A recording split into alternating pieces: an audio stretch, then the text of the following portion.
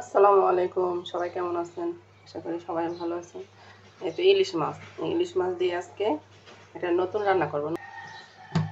ইলিশ মাছ কেটে নিব এখন।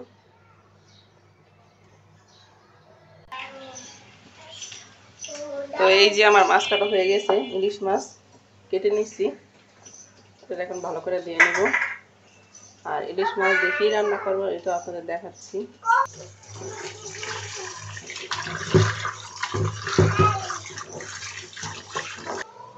আমার মাছটা ধোয়া হয়ে গেছে, দেখেন সুন্দর করে দিয়ে নিচ্ছি। এখন মশলা মাখাই নিব, আমি হালকা একটু ভাজা দিব। যদি ইলিশ মাছ কষায় রান্না করলে অনেক মজা। আমি মশলাটা মাখাই নিচ্ছি। তো ইলিশ মাছ শুধু লবণ আর হলুদ দিয়ে মাখায় ভাজে, মানে আমি আগে এটা জানতাম না। কিন্তু আমার শাশুড়ি বলছে যে, আমার শাশুড়ি মা যে না, ইলিশ মাছে বেশি মশলা দিলে নাকি মজা হয় না, হালকা। তো এই জন্য আমি এখন এই যে হালকা একটু হালকা একটু হলুদ আর লবণ দিয়ে দিলাম। তারপর এটা ভেজে নিব। কারণ চিংড়ি মাছ আর ইলিশ মাছ এগুলোতে নাকি বেশি মানে মশলা যায় না, তো অল্প মশলা দিয়ে রান্না করতে হয়। তো এই তো আমি মাখায় নিলাম। এখন বিশেষ যেটা দিয়ে আমি রান্না করব সেটা আপনাদের সাথে নিয়ে আসি। এই যে আমি এটা দিয়ে আজকে ইলিশ মাছ রান্না করব। এটা একটা আলু, তবে এটা অনেকে চিনে অনেকে চিনে না। আমি আগে চিনতাম না, কিন্তু আমার শ্বশুরবাড়িতে যাওয়ার পর আমার শাশুড়ি যখন এটা আমার রান্না করে খাওয়াইছে, মাশাআল্লাহ অনেক মজা লাগছে। তো এখন আমি ইলিশ মাছ রান্না করবো এটা দিয়েই। আর এটা কোন কোন জেলায় আপনাদের কি নাম বলে অবশ্যই কমেন্টে জানাবেন। আর এটা খেতেও খুব মজা। আর কে কে খেয়েছেন, কার কার কাছে কেমন লাগছে অবশ্যই জানাবেন। এটা ইলিশ মাছ দিয়ে রান্না করে, তারপর চিংড়ি মাছ দিয়ে রান্না করে, অনেকে মাংস টাংস দিয়েও খায়, গরুর মাংস, মুরগির মাংস এগুলো দিয়েও খায়। তো আমি আজকে এইটা দিয়েই ইলিশ মাছ দিয়ে রান্না করবো।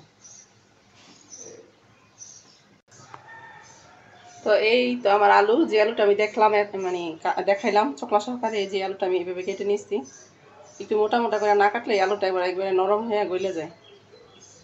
তো এটা দিয়ে আমি ইলিশ মাছ রান্না করবো। খুবই মজা, খুবই সুস্বাদু। আমরা তো আগে সবসময় ওই মাটির নিচের গোল আলু, যেটা পটেটো বলে, সেটাকেই খাইছি। তো যারা যারা খাইছেন তারাই জানেন, আর যারা না খাইছেন তারা বুঝবেন না যেটা কি মজা। তো আমি যে আলুটা কেটে রেখেছিলাম সেই আলুটারে আমি এই যে বসাই দিলাম, একটু হালকা সিদ্ধ করে নিব। এখন নামাই নিচ্ছি। এই যে কড়াই বসাই দিছি, মাছটা ভেজে নিব, দিয়ে দিব।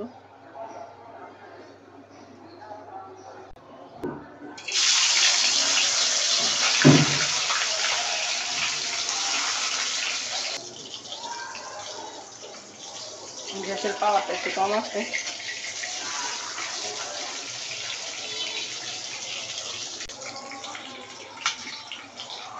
আমার মাছ ভাজা হয়ে গেছে, নামাই নিল। পেঁয়াজ দিয়ে দিব,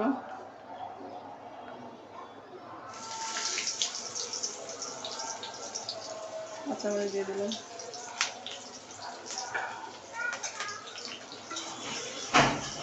লবণ দিয়ে দিব। এই জন্য একটু মশলা দিয়ে দিলাম, এই যে রসুন অল্প করে দিব, এই যে একটু আদা,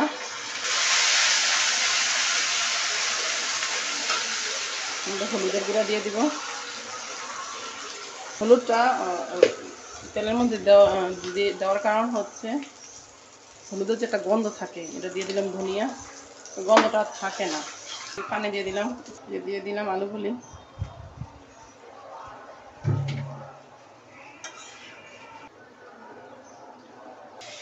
আমি একটু পানি দিয়ে দিব, পানি দিয়ে দিলাম একটু, আর একটু পানি দিয়ে দিব।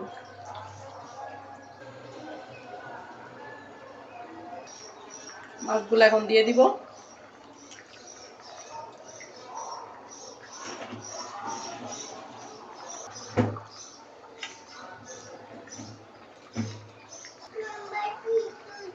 এই যে আমার তরকারি হয়ে গেছে, একটু ঝোলঝোলই রাখবো, কারণ এই আলুটা একটু পরে এই ঝোলটার একবার টাইনা আগে শুষা নিয়ে যাবে। এই দেখেন সব সিদ্ধ হয়ে গেছে অলরেডি, কতগুলো ভেঙেও যাচ্ছে। তো শেষ আমার মাছ রান্না, এবার হচ্ছে খাওয়ার পাল্লা। রান্না হয়ে গেছে পুরো কমপ্লিট। এটা হচ্ছে ইলিশ মাছ, এটা হচ্ছে ট্যাংরা মাছ, এটা হচ্ছে শুটকি, আর সাথে আছে একটু লেবু, মুখে রুচি বাড়ে।